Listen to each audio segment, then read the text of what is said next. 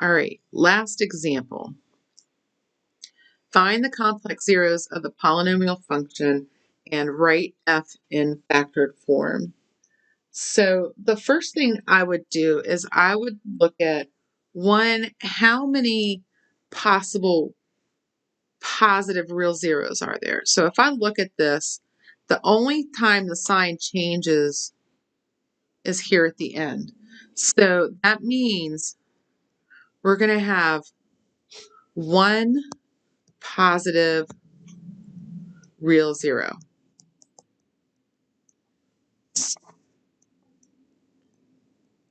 And remember, there has to be 4 zeros because we have a degree of 4. And the next thing I would do is figure out how many negative real zeros do we have. So we put in the negative x for all of the x's. And once you get used to this, you don't necessarily need to write it out completely like I'm doing right now. What you could probably do is look at it and say, well, if I put in a negative x and it's to the 4th power, then the sign is not going to change. It's still going to be the same sign. If I put in a negative x and it's to an odd power, then I know the sign is going to change. So if it's positive, it's going to become negative. So squared is positive, so that means it's going to stay positive because the power is positive. The next one's negative, so we have a negative. And then the 18 does not change. So if we look, we have 1, 2, because the signs are changing, 3. So we have 3 or 1, because remember, it goes down by an even amount. We could have 3 or 1 negative real zeros.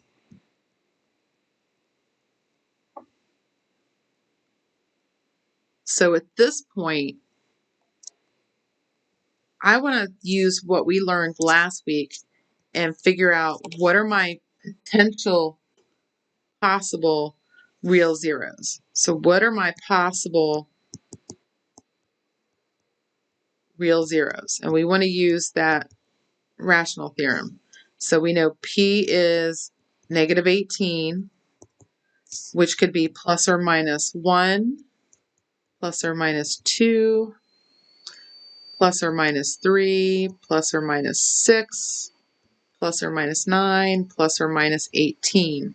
Q is 3, so my number could be plus or minus 1 and plus or minus 3. So my potential zeros P over Q, so 1 divided by 1 is 1, so plus or minus 1. 1 divided by 3 is 1/3.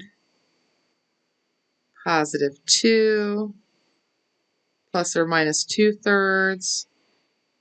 Now the rest of them are all divisible by 3, so I really only have to list plus or minus 3, plus or minus 6, plus or minus 9, and plus or minus 18, because if I take 3 divided by 3, I get 1, which was already listed. 6 divided by 3 is 2, which is already listed. So these right here would be our potential zeros. Okay, our next step is we're going to look at a graph of our function. So we are going to graph our function, and this is going to help us get to our real zeros. So we notice we have a real zero at negative 2, and then there's another one between 0 and 1. So the first thing I'm going to do is I'm going to take this negative 2 and I'm going to use synthetic division to make my equation smaller. And I already have it pre-set up with the numbers from the equation in the synthetic division formula. And then go through and solve our synthetic division.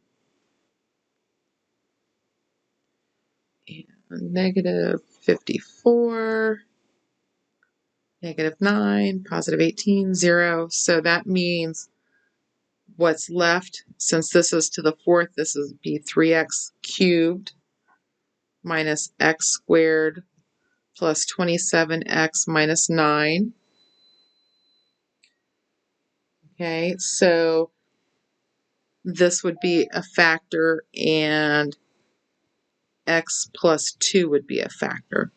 So we want to factor this one out a little bit more. So I would pull this up here, 3x cubed minus x squared plus 27x minus 9. First thing I notice about this is I can do some grouping to make this smaller. So I could group these two together. And when I group it, I can pull out I can pull out x squared, and I'm left with 3x minus 1 on the inside, plus on the other one, I can factor out 9. And 27 divided by 9 is 3x, and 9 divided by 9 is 1.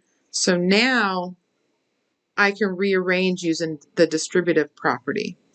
So according to the distributive property, I could pull out this 3x minus 1 and then leave on the other factor x squared plus 9. So now I can continue to factor down to find my real zeros. So 3x minus 1 equals 0. And this is going to end up being x equals 1/3.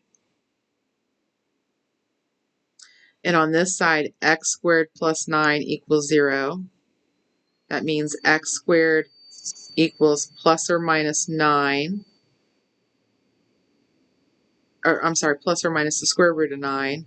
So x equals plus or minus, I'm sorry, hold on. Let me restart that. That would be x squared plus 9 equals 0. X squared equals negative 9. So then it becomes x equals plus or minus the square root of negative 9. We can pull out the negative 1 because remember this breaks down into the square root of negative 1 times the square root of 9. So x is going to equal plus or minus the square root of 9 is 3. The square root of negative 1 is the imaginary number I. So f of x is going to be this x plus 2. And then we also need these two factors. So it's going to be 3x minus 1 times x plus 3i times x minus 3i. And this would be written in factored form.